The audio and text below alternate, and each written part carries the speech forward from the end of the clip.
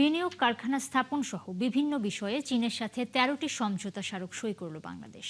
বিকেলে বেইজিংয়ের গ্রেট হলে দুদেশের প্রধানমন্ত্রীর উপস্থিতিতে এই সমঝোতা স্মারক সই করেন দুই দেশের প্রতিনিধিরা।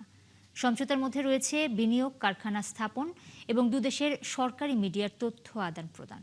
প্রধানমন্ত্রী তারেক রহমানের দুই উপদেষ্টা জানান, অত্যন্ত সৌহার্দ্যপূর্ণ পরিবেশে হওয়া দুই প্রধানমন্ত্রীর বৈঠক ফলপ্রসূ হয়েছে। চীন থেকে আরও জানাচ্ছেন শফিকুল হক। চীনের গ্রেট হল অব পিপল ভবনে বাংলাদেশের প্রধানমন্ত্রী তারেক রহমান রাষ্ট্রীয় সফরের চতুর্থ দিনে দেশটির প্রধানমন্ত্রী লি কিয়াং এর আমন্ত্রণে মধ্যাহ্নভোজে অংশ নেন বাংলাদেশের সরকার প্রধান। বাংলাদেশ সময় বিকেল ৩টায় চীনের একটি চৌকস দল গার্ড অব অনার জানিয়ে হলের অভিবাদন মঞ্চে প্রধানমন্ত্রী তারেক রহমানকে অভ্যর্থনা জানায়। দেয়া হয় লাল গালিচা সংবর্ধনা।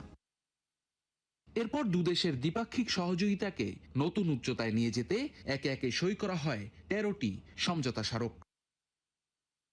পরে বাংলাদেশ ও চীনের প্রধানমন্ত্রীর বৈঠকের বিস্তারিত তুলে ধরে সংবাদ সম্মেলন করেন প্রধানমন্ত্রীর দুই উপদেষ্টা হুমায়ুন কবির ও ডক্টর মাহাদি আমিন।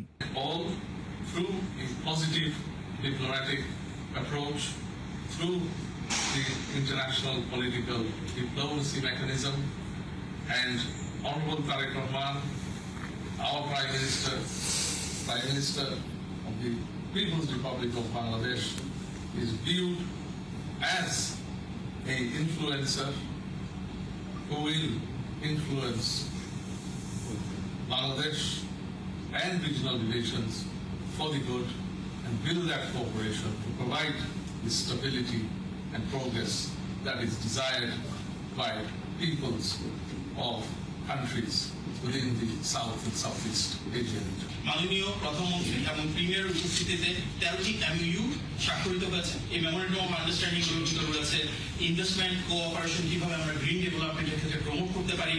জয়েন্ট অ্যাকশন প্ল্যানের বিষয়ে কথা হয়েছে।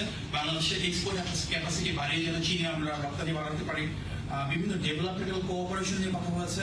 আলহামদুলিল্লাহ মাননীয় প্রধানমন্ত্রী এবং চীনের প্রিমিয়ারের আজকে যে আলোচনা হয়েছে সেটি অত্যন্ত সফল এবং ফলপ্রসূ, এবং আমরা বিশ্বাস করি আগামী দিনে আমাদের যে ঐতিহাসিক সম্পর্ক চীনের সাথে রয়েছে শহীদ প্রেসিডেন্ট জিয়াউর রহমানের হাত ধরে দেশের এবং খালেদা জিয়ার হাত ধরে, সেটাকে আমরা আরো এক ধাপ এগিয়ে নিয়ে যেতে সক্ষম হব। শুক্রবার সকালে চীনের রাষ্ট্রপতি শি জিনপিং এর সঙ্গে বৈঠক শেষে ঢাকার উদ্দেশ্যে রওনা দিবেন প্রধানমন্ত্রী তারেক রহমান।